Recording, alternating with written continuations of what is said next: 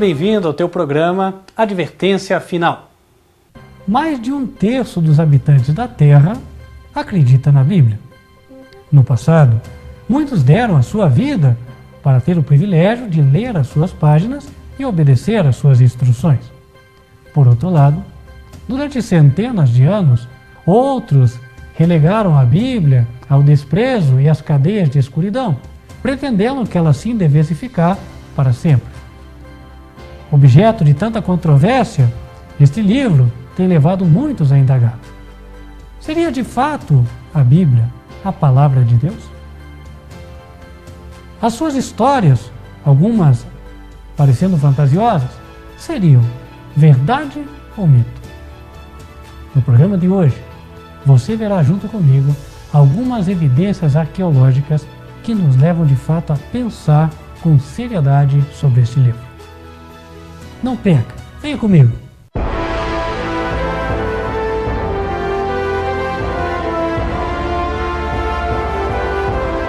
Nossa primeira viagem é para a Turquia. Um país hoje não muito conhecido, onde, há décadas atrás, foi encontrado um formato de navio que intrigou a muitos. A relação desse navio parece ser estreita com uma história conhecida da Bíblia, chamada a história da Arca de Noé. Possivelmente você já ouviu falar dessa história, de um velho, um senhor, que recebeu instruções de Deus para construir um barco a fim de salvar aqueles que quisessem escapar do dilúvio universal. Durante 120 anos, este senhor teria pregado, convencendo ou tentando convencer as pessoas para que entrassem naquele grande barco. Segundo a história bíblica, chegou o tempo e apenas 8 pessoas decidiram entrar na arca, Noé e sua família. Os restantes ficaram zombando por 7 dias, quando foram surpreendidos por um grande dilúvio de águas vinda de baixo e de cima. E a água subiu, de tal maneira que os cumes das montanhas mais altas do planeta foram cobertos, e apenas restaram Noé, sua família e os animais, os quais Deus indicou para entrar na arca. Fim da história, as águas se secaram e a arca pousou sobre as montanhas do Ararat. Este é o relato bíblico. Durante décadas, muitos têm buscado restos da famosa Arca de Noé no monte da Turquia que leva esse nome. Porém, o Ararat é um monte de neves eternos que a cada 500 anos se renova e nada foi encontrado. Porém, recentes descobertas intrigaram e despertaram novamente o interesse no estudo do tema. Em 1959, um oficial turco fotografou esta estranha formação, semelhante a um barco, nas montanhas do Ararat. Muitos acreditam que a arca teria pousado exatamente na montanha de nome Ararat, mas a Bíblia diz montanhas do Ararat, plural. No livro de Gênesis, capítulo 8, verso 4, está escrito que a arca repousou no 7º mês, no dia 17 do mês, sobre os montes de Ararat. Em 1960, a revista Life Magazine publicou uma reportagem com o título Arca de Noé encontrada? Foi feita uma pesquisa no local e pouco depois se afirmou que a formação era apenas fruto do acaso da natureza. O barco fotografado estava localizado a apenas poucas milhas ao sul do famoso Monte Ararat, portanto, dentro das cadeias do Ararat e em coincidência com o relato bíblico. Tal fato levou a que a questão fosse novamente levantada para pesquisa quando o pesquisador americano Ron White decidiu visitar a área. Em 1977, com a visita do arqueólogo amador Ron White, começou-se a explorar mais detalhadamente o achado, usando o aparato tecnológico disponível. As dimensões do barco são 300 cúbitos egípcios de comprimento por 50 de largura. O Gênesis foi escrito por Moisés, quem viveu no Egito e possivelmente usou estas medidas. A medida é coincidente com o relato bíblico. Faze para ti uma arca da madeira de gofer. Farás compartimentos na arca e a betumarás por dentro e por fora com betume. E desta maneira farás: de 300 côvados o comprimento da arca, e de 50 côvados a sua largura, e de 30 côvados a sua altura. Nas proximidades do barco, encontraram pedras armênias antigas contendo inscrições cartográficas. Nelas se vê 8 cruzes, indicando que houveram 8 sobreviventes no evento ligado ao barco. O arqueólogo indica: uma cruz maior correspondente ao chefe da família, a cruz ao lado correspondente à esposa, as cruzes menores à direita correspondem aos homens da família, enquanto as da esquerda correspondem às mulheres. Pai, mãe, 3 filhos e 3 mulheres. 8 pessoas ao total. Isto, mais uma vez, coincide com o relato bíblico. E no mesmo dia entrou Noé, e Sem, e Cã, e Jafé, os filhos de Noé, como também a mulher de Noé, e as 3 mulheres de seus filhos com ele na arca. Gênesis 7, verso 13. Os quais em outro tempo foram rebeldes, quando a longanimidade de Deus esperava nos dias de Noé, enquanto se preparava a arca, na qual poucas pessoas, isto é, 8 almas, se salvaram pela água. 1 Pedro, capítulo 3, verso 20. Os trabalhos de investigação de Ron White foram facilitados quando, em 1978, um terremoto ocorrido na região deixou expostas as balizas ou costelas do barco e gerou uma fenda central, que possibilitou a retirada de amostras da madeira interior. Após se retirar um pedaço da madeira, verificou-se que a madeira laminada. Vê-se claramente na imagem 3 lâminas unidas com perfeição. Também se viu que a madeira não tem anéis, mostrando que não haviam estações chuvosas e secas naquela época. Como explicar isso? Para você entender, quando cortamos uma árvore hoje, facilmente nós notamos formação de anéis no seu interior. Estes são formados porque existem períodos de chuva e períodos de seca. No período chuvoso, a árvore tende a crescer mais. No período de seca, ela tende a crescer menos. E há localidades onde a árvore, inclusive, hiberna, ou seja, praticamente deixa de crescer. Assim, por essas diferenças de velocidade de crescimento, os anéis são formados. Mas a madeira encontrada desse barco na Turquia não possui anéis, mostrando que ela é de alguma época na qual não haviam estações chuvosas e secas. Como resolver este mistério? Mais uma vez, a Bíblia se apresenta como aquela que tem a resposta. No livro de Gênesis, capítulo 2, verso 5, está escrito: toda a planta do campo ainda não estava na terra, e toda a erva do campo ainda não brotava, porque ainda o Senhor Deus não tinha feito chover sobre a terra, e não havia homem para lavrar a terra. Um vapor, porém, subia da terra e regava toda a face da terra. Segundo a Bíblia, não chovia até os dias do dilúvio. Um orvalho subia da terra a fim de que ela fosse regada e umedecida.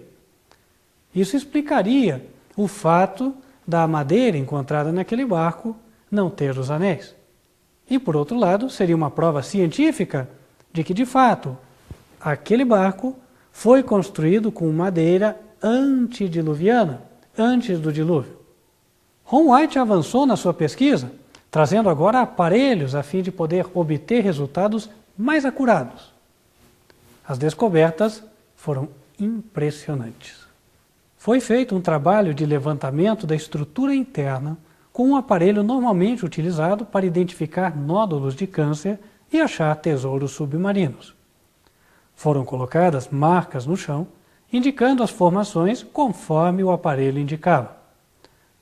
Como resultado deste levantamento, pode-se levantar a estrutura interna do barco, incluindo seus decks e repartições. O resultado foi descobrir um imenso barco sob a plantação e a terra, com diversas repartições, semelhante de fato ao relato bíblico. Em 1987, o governo turco reconheceu oficialmente a descoberta da Arca de Noé. Em 1987, o governo turco finalmente reconheceu o achado como sendo a Arca de Noé. Separou e dedicou aquela região em torno para que se convertesse num espaço turístico que pudesse ser visitado. Ali construiu um restaurante, de tal maneira que até o dia de hoje, aqueles que se interessam podem ali tomar a sua refeição com vistas para a Arca de Noé. O objeto tão controvertido entre criacionistas e evolucionistas, digo, criacionistas os que creem que Deus criou todas as coisas, evolucionistas aqueles que dizem que o homem veio da evolução. O objeto, a Arca de Noé, que era tão controverso entre ambos os partidos, agora parece definir a questão. De fato, Deus um dia trouxe o dilúvio à terra, e tal como ele disse, a Arca de Noé, preservou os seus sobreviventes. Você, eu e todas as pessoas da terra de hoje somos de uma só família, descendentes de Noé e seus filhos. Isso mostra que a Bíblia, de fato, não é apenas um livro de lendas. Aquilo que parecia fantasioso provou-se verdade. E a Bíblia diz, sabendo primeiramente isto, que nenhuma profecia da Escritura é de particular interpretação, porque a profecia nunca foi produzida por vontade de homem algum, mas os homens santos de Deus falaram inspirados pelo Espírito Santo.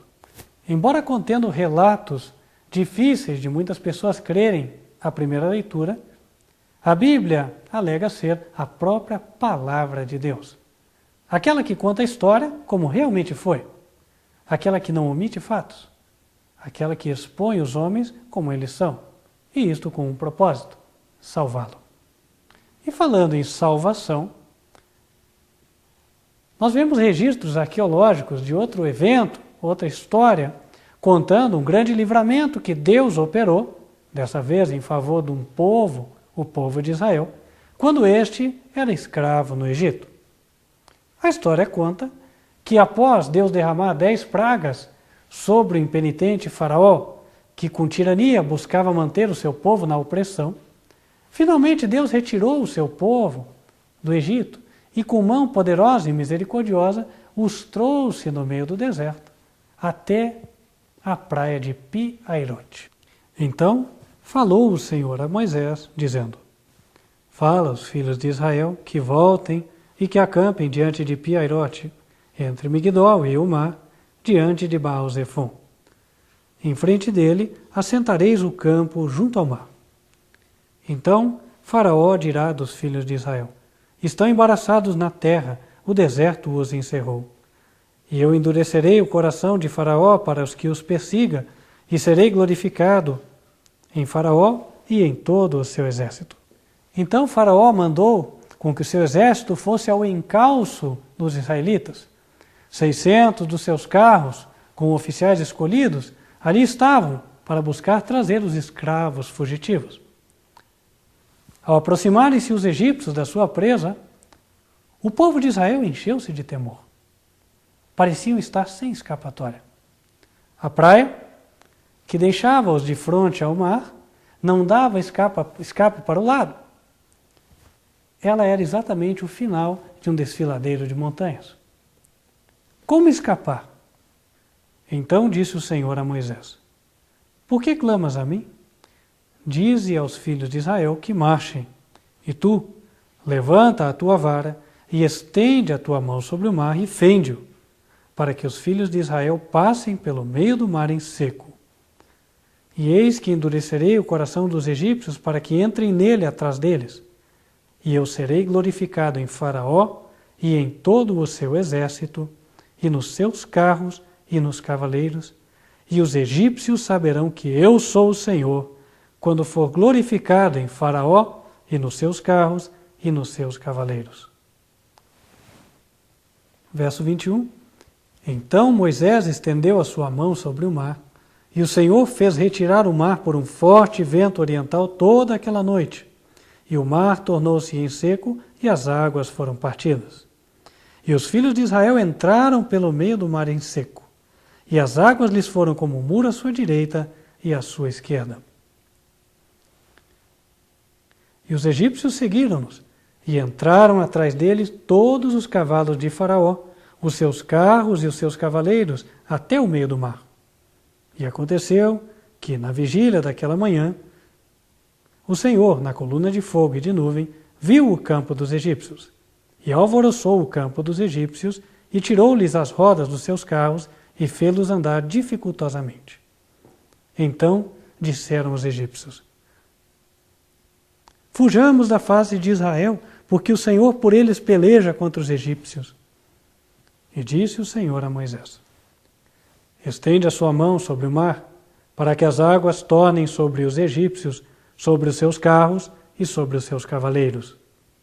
Então Moisés estendeu a sua mão sobre o mar, e o mar retomou a sua força ao amanhecer, e os egípcios fugiram ao seu encontro, e o Senhor derribou os egípcios no meio do mar, porque as águas, tornando, cobriram os carros e os cavaleiros de todo o exército de Faraó, que os haviam seguido no mar.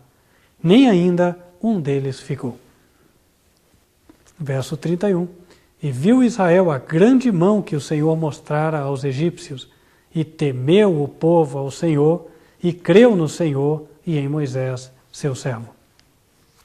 O maravilhoso fato pôde ser comprovado pela ciência há poucos anos atrás. O arqueólogo Ron White e sua equipe estiveram mergulhando naquela região. A praia de Piairote é hoje conhecida como Nureiba, uma praia frequentemente visitada por egípcios. Neste local, a equipe do arqueólogo decidiu mergulhar, a fim de procurar vestígios de que de fato houve uma travessia neste local. As descobertas foram impressionantes. Como se pode observar, os mergulhadores viram rodas de carruagens egípcias, hoje já cobertas por corais. Essas rodas, segundo a avaliação feita, são de uma dinastia anterior a 1000 anos antes de Cristo. E o que mais impressiona? Encontrou-se um aro de ouro que contornava a roda das carruagens egípcias daquela época. As investigações prosseguiram também do outro lado do hoje Golfo de Aqaba, chamado naquela época Mar Vermelho. E ali também foram encontrados vestígios de carruagens egípcias. Não apenas isto, também vestígios de ossos humanos foram encontrados, como você pode ver esse cerrado em meio ao coral. Ron White e sua equipe também encontraram alguns monumentos, cada um de um dos lados da passagem, datados da dinastia do rei Salomão de Israel, os quais teriam sido colocados ali por este rei em comemoração ao grande livramento que Deus operou em seu favor. Uma vez passado o Mar Vermelho, os israelitas se dirigiram a Mara, segundo o relato bíblico, e em seguida vieram a Elim. E havia ali 12 fontes de água e 70 palmeiras, e ali se acamparam junto das águas. Êxodo 15, verso 27. Pode ser ainda visto no Google Earth o local de Elim. Em meio ao deserto, ainda existe ali uma grande concentração de palmeiras. Hoje não são 70, mas vê que há um conjunto delas ali. O que chama atenção é que até hoje existem 12 fontes de água no local. A Bíblia relata que os filhos de Israel saíram de Elim e veio ao deserto de Sim, e dali chegaram até Refidim, onde não havia água para o povo beber. Tendo, pois, ali o povo sede de água, o povo murmurou contra Moisés e disse: por que nos fizeste subir do Egito para nos matar de sede a nós e a nossos filhos e a nosso gado? E clamou Moisés ao Senhor, dizendo: que farei a este povo? Daqui a pouco me apedrejarão. Então o Senhor disse a Moisés: passa diante do povo e toma contigo alguns dos anciãos de Israel. E toma na tua mão a tua vara com que feriste o rio e vai. Eis que eu estarei ali diante de ti, sobre a rocha em Horebe, e tu ferirás a rocha, e dela sairão águas, e o povo beberá. E Moisés assim o fez diante dos olhos dos anciãos de Israel. Seguindo a provável trajetória do povo de Israel por esse deserto, Ron White encontrou este local, onde facilmente pode ser visualizada a pedra a 18 metros de altura, que contém uma marcação impressionante. Como pode-se ver, a rocha parece ter sido fendida e há marcas de que um grande volume de água por ali passou. A fenda é tão grande que uma pessoa pode passar em meio a ela. Em Êxodo 19, a Bíblia diz que, tendo partido de Refidim, vieram ao deserto do Sinai e acamparam-se no deserto. Israel, pois, ali acampou-se defronte do monte.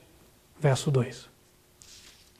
Ali Deus prometeu encontrar-se com o seu povo, depois de 3 dias de preparação. No momento marcado, Moisés levou o povo fora do arraial ao encontro de Deus, e puseram-se ao pé do monte.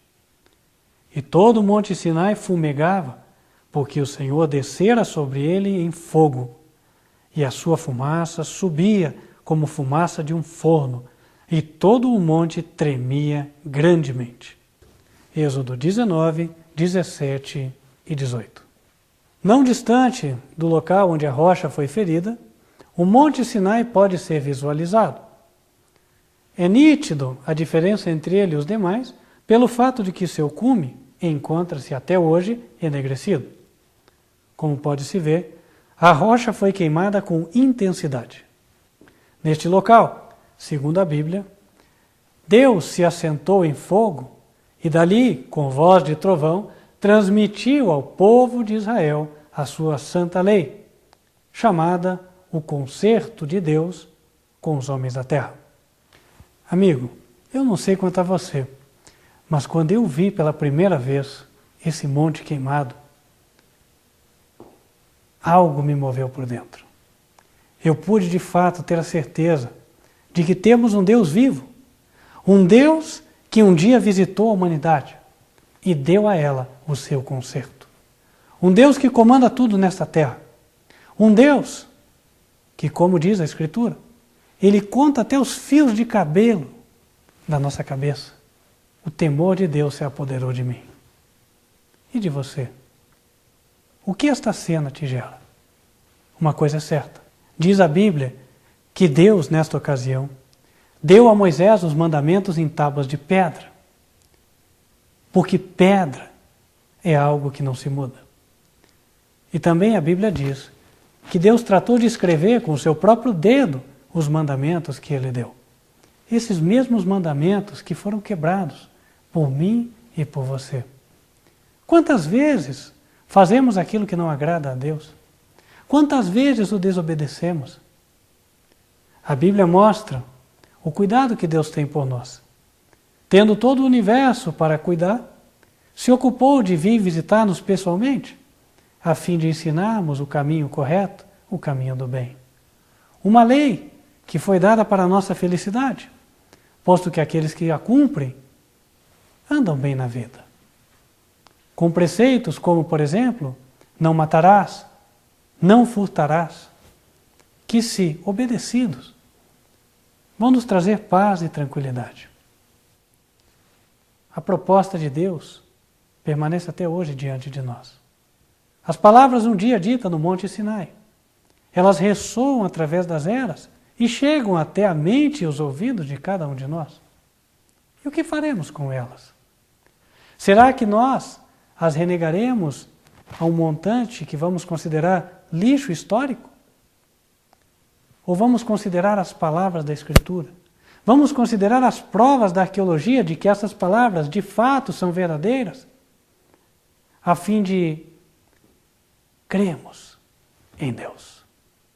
Seria tão difícil crer na palavra daquele que disse a verdade? Temos visto de que um dia Deus operou na terra por meio de um dilúvio. Ele suportou a maldade, segundo o relato do Gênesis, até um limite. Mas quando ele viu que seria para benefício do próprio homem suprimir o mal e dar à humanidade um novo recomeço, ele interviu na história. E Jesus, quando esteve aqui na terra, falou que Deus ainda intervirá uma segunda vez. E ele disse: e como foi nos dias de Noé, assim será também a vinda do Filho do Homem. Porquanto, assim como nos dias anteriores ao dilúvio, comiam, bebiam, casavam e davam-se em casamento, até o dia em que Noé entrou na arca, e não o perceberam, até que veio o dilúvio e os levou a todos, assim será também a vinda do Filho do Homem. E você? Andará despercebido? Ou estará atento para o fato de que Deus intervirá na terra e se preparará? Deus oferece hoje uma oportunidade. A sua palavra diz que Deus amou o mundo de tal maneira que deu o seu Filho unigênito para que você e eu não pereçamos, mas tenhamos a vida eterna. João 3,16. A oferta dele é para que aceitemos a Jesus, o seu Filho, como Salvador. E se o aceitamos, ele vai mudar a nossa vida e nos fazer em harmonia com a sua lei, o seu pacto. A escolha é sua. Ficamos por aqui, mas nosso imenso desejo é que você tome a decisão certa. Deus te abençoe. Até a próxima.